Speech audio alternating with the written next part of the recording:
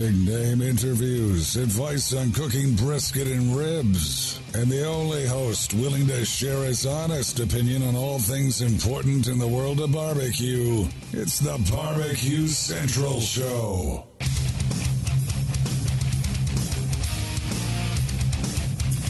Right, 37 past the hour, 877-448-0433. Greg at thebbqcentralshow.com is the email address, and that's the phone number to get in touch with the show. All right, helping me close the show tonight is the pitmaster of Bare Knuckles Barbecue Team. We will be talking about the Georgia Barbecue Championship that is up, the setup for this year. Big Jim Stancil joining me here on the show. Jimmy! Jim, how are you, buddy?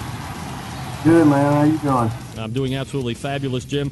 And I appreciate you taking the time to join me tonight. We're going to be talking a little bit about this Georgia Barbecue Championship and, of course, barbecue as well, no doubt. I mean, you're a guy that's been steeped in barbecue for quite a while. You got the Bare Knuckles Barbecue Team. I guess before we get into the Georgia Barbecue Championship, you know, what's happening with the team? How's the season going for you? What do you have to look forward to in 2012? I think we're going to probably cook about 15, maybe 18 events. We've cooked a couple so far, just trying some new things and picking up on some ideas we practiced on over the winter. So nothing crazy, just working, catering, trying to get stuff going with the GBC, with sponsors and whatnot. All right, Jim, so when you're taking time in between the seasons to work on things, like you said, I mean, are you doing like wholesale stuff changes, or did you see some things falling off towards the end of the year that you're just trying to rework and get them back up to par? Yeah, just reworking them. You'll change a little bit, but nothing crazy. I mean, we don't wholesale changes. No, we've been doing this long enough. We're not going to make wholesale changes just yet. The only thing I did do wholesale change-wise is I went from baby backs to St. Louis cut ribs, which was pretty good for us. We hit on them the first two times we cooked them, so we feel pretty good about those ribs. Jim Stancil joining us here on the show, Bare Knuckles Barbecue Pitmaster, BareKnucklesBBQ.com, the website, and then, of course, GeorgiaBBQChampionship.com. So let's go ahead and get into that. Jim, tell us a little bit about the project, you know, what's involved, the events, all this good stuff.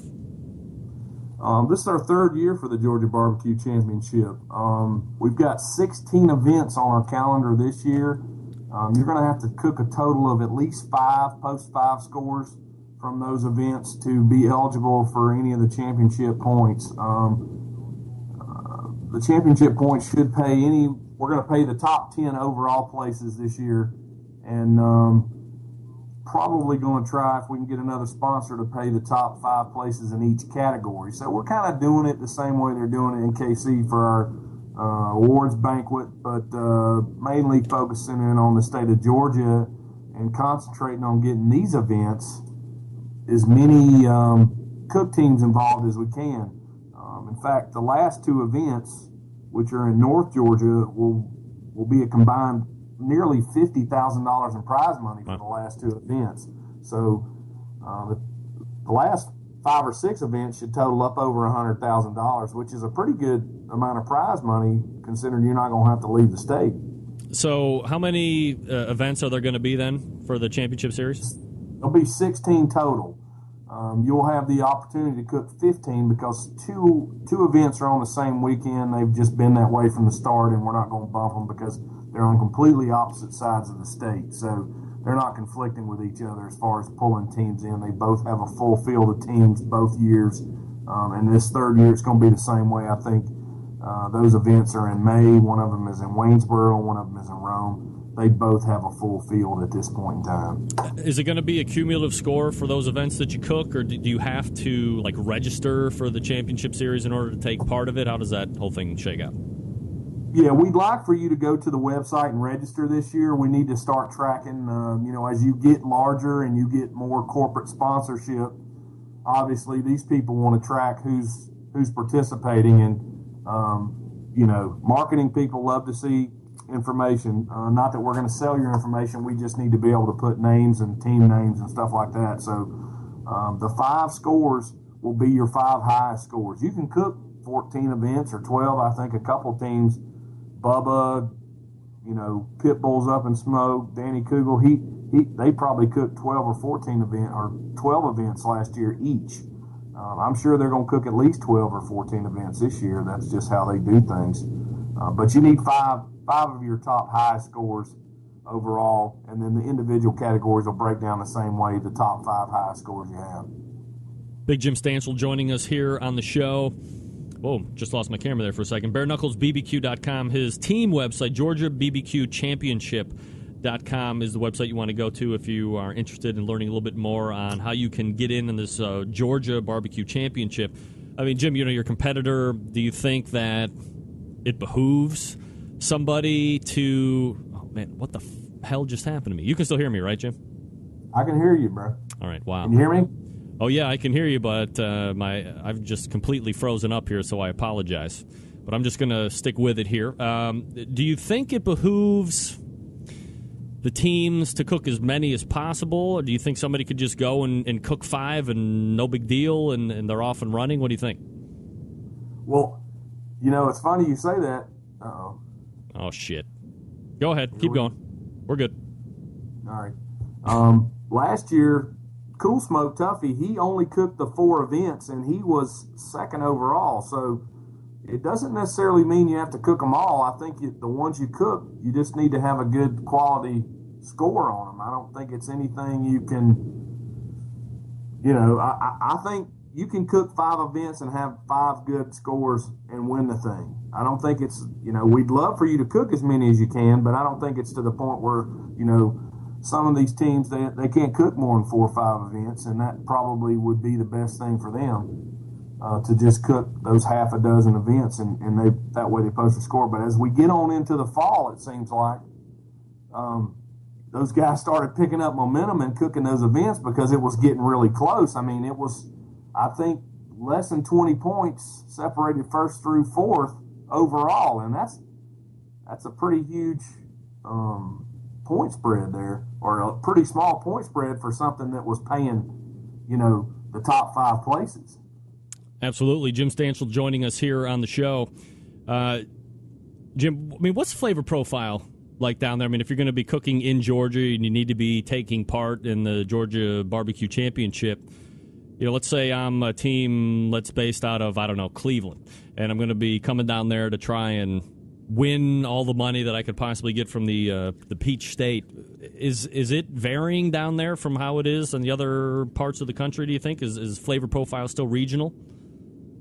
Yeah, I think as you get above Kentucky and just, north of Tennessee, and then you start to spread out towards the Midwest, I think it does change a little bit. I know when we went to Kansas City and cooked in the Royal, which was 2 or 3 years ago, the last time we went, we were 25th overall in the open division, and we cooked the same thing we cooked here. So I can't say for sure if that's going to be the case, but, Tuffy cooks all over the place. Bubba cooks all over the place. I don't know that there's a definite different flavor profile, but I think when you look at it overall, it's just you've got to be consistent. And if you're going to cook 14 events to post 5 scores, you better be consistent in those events if you want those numbers, or you don't have a shot. There's some tough guys out here cooking these events down here. We have some really close scoring. If they look at the website from last year, we list all the categories overall and everything, and then they need to look at the point totals, and they'll see who cooked 4 events, who cooked, and it'll tell you how many events they cooked, but we take the top highest scores from each event. So you'll see how close the numbers are when it breaks down 1st through 10th on every single category, including the overall 1st through 20th. All right, so do you have any early predictions as far as who you might think is going to be coming out on top this year?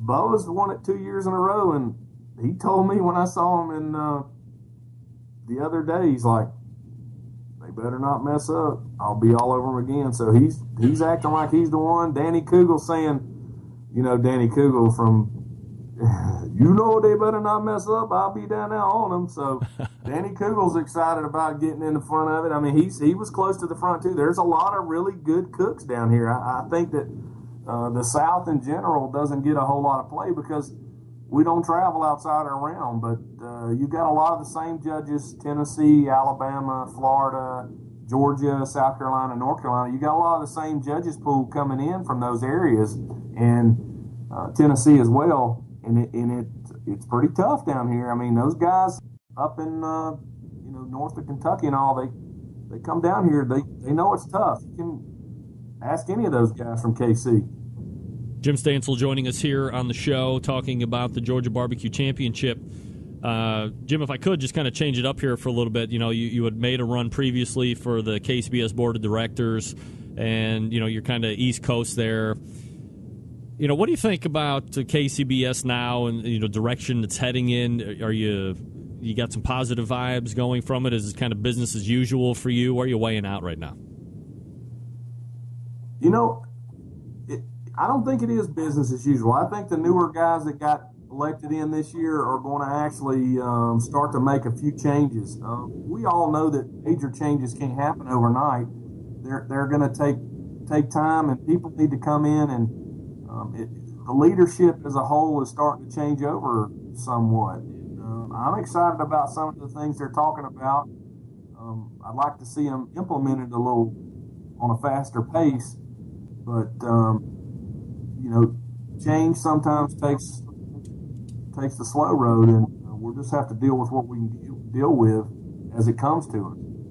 All right, so I've been asking all my guests here tonight. Obviously, barbecue and television have seemed to be going a little bit hand in hand here. Are you somebody that is excited to see version 3 of Barbecue Pitmasters, or have you kind of seen it run its course and you'll be interested in anything else that's on TV, like Keeping Up with the Kardashians or Lamar and Chloe?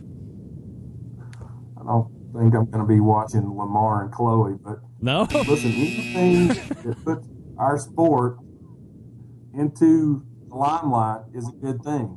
I mean, I call it a sport. It's what we do. This is what I do every single day. I'm either barbecue contest, barbecue catering, going to compete myself. So anytime you show something like that, it's a good thing. I don't think, like Ray said, I think it's cool. I've watched all the seasons, even back to when he did it. It's the same kind of format, and I think it looks great. It's great for what we do. Good job for everybody who's doing the deal. All right, Jim, how about the Survey Tuesday questions?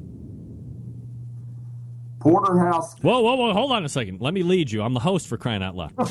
Question number 1. Best cut of steak? Porterhouse. All right, let me ask you this, because I think Dave Bosca ignored me. You have T-Bone, you have Porterhouse. A lot of people confuse these for being like one and the same. Is it the same thing? It's not the same. What's different?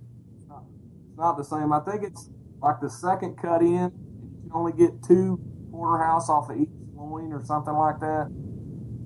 All right, I'll buy that. So I have no idea. You'll get a thicker fillet and a thicker strip. All right, very good. Sounds good to me, because I like both of those cuts myself, but I'm partial to the ribeye, but that's neither here nor there. Question number 2, if you have to choose, lump charcoal or briquette? Lump charcoal. Lump charcoal, all right. And question number 3, the only one I'm asking, you're the last one I'm asking tonight. Who wins the NCAA basketball tournament? OU? Yeah! God. Thank God somebody said it. Now, look, I know you're just saying that. Now, you want the truth? What's that? You want the truth? Yeah. Oh, I mean, care. You mean, do you want to?